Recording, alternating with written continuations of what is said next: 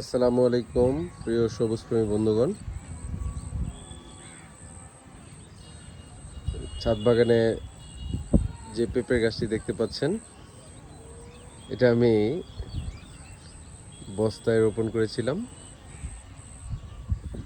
প্লাস্টিকের যে বস্তায়। তো আলহামদুলিল্লাহ ইতিমধ্যেই এটাতে ফলনের আভাস দেখা যাচ্ছে।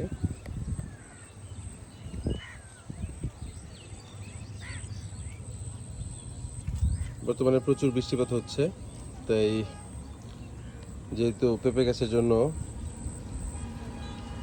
পানি চিরশত্রু মতো, যদি জমে থাকে তাহলে খুব ইজিলি পচন শুরু হয়ে যায়। তাই গাছের গোড়া যাতে পানি না জমে আমি বেশ কিছু ছিদ্রি করে দিয়েছিলাম।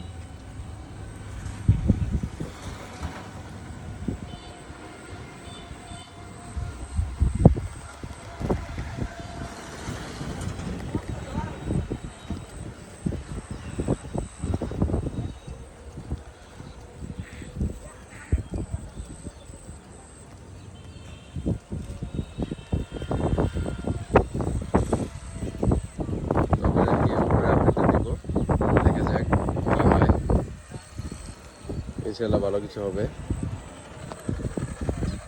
আজকে এই পর্যন্তই। সবাই ভালো থাকবেন। সবার সুস্বাস্থ্য কামনা করে বিদায় নিচ্ছি। আসসালামু আলাইকুম।